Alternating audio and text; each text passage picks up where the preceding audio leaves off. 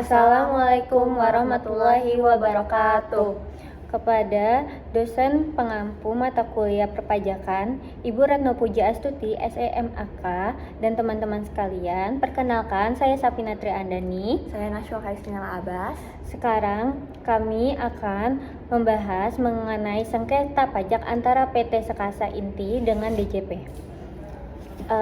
Di sini pemohon bandingnya itu PT Sekasa Inti Permata yang ber-NPWP 711722.9-041.000 yang beralamat di Komplek Karawaci Official Park Ruko Pinangsia Blok H nomor 5355 Cibodas, Kota Tangerang, Banten, yang diwakili oleh Hendrik Kianto yang berjabatan direktur.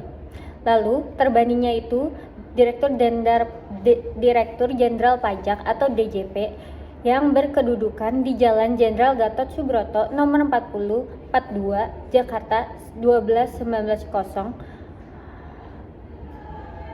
Kasus ini pemohon banding mengajukan keberatan terhadap SKPPKB pajak penghasilan pasal 23 masa pajak Januari sampai dengan Desember tahun 2016.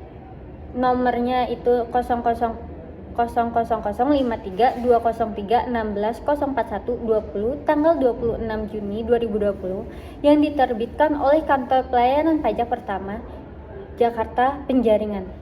Alasan pemohon banding yaitu pertama ada koreksi terbanding atas biaya iuran dengan langganan sebesar 44.550.000. Pemohon banding tersebut berpendapat bahwa biaya tersebut telah dimasukkan dalam kos penyesuaian fiskal positif, sedangkan terbanding berpendapat bahwa biaya tersebut merupakan objek PPh pasal 23. Yang kedua itu biaya jasa manajemen sebesar 420 juta. Pemohon banding berpendapat bahwa biaya tersebut tidak dikenakan PPh pasal 23 karena pihak penyedia jasa telah memiliki surat keterangan bebas PPh pasal 23. Sedangkan terbanding berpendapat bahwa biaya tersebut merupakan objek PPh pasal 23. Yang ketiga itu biaya transportasi sebesar 67.717.000. Pemohon banding berpendapat bahwa biaya tersebut merupakan biaya pembelian BBM, tol dan parkir. Sedangkan terbanding berpendapat bahwa biaya tersebut merupakan objek PPh pasal 23 dan tidak terdapat rincian. Yang keempat, biaya BBM, parkir dan tol sebesar Rp36.584.934. Pemohon banding berpendapat bahwa biaya tersebut merupakan biaya pembelian BBM, tol dan parkir, sedangkan terbanding berpendapat bahwa tersebut merupakan objek PPh pasal 23 dan tidak terdapat koreksi dengan klasifikasi usaha pemohon banding. Dan yang terakhir, biaya pengangkutan atau ekspedisi atau packing sebesar 1.934.271.250 rupiah.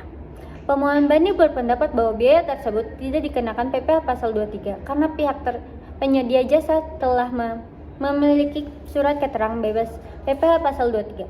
Sedangkan terbanding berpendapat bahwa biaya tersebut merupakan objek PPh pasal 23.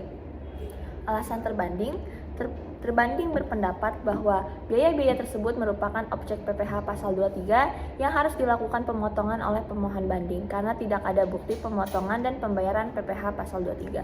Dengan putusan, Pengadilan Pajak mengabulkan sebagian banding pemohon banding. Pengadilan Pajak membatalkan koreksi terbanding atas biaya iuran dan langganan, biaya jasa manajemen, biaya transportasi, biaya pengangkutan ekspedisi atau packing.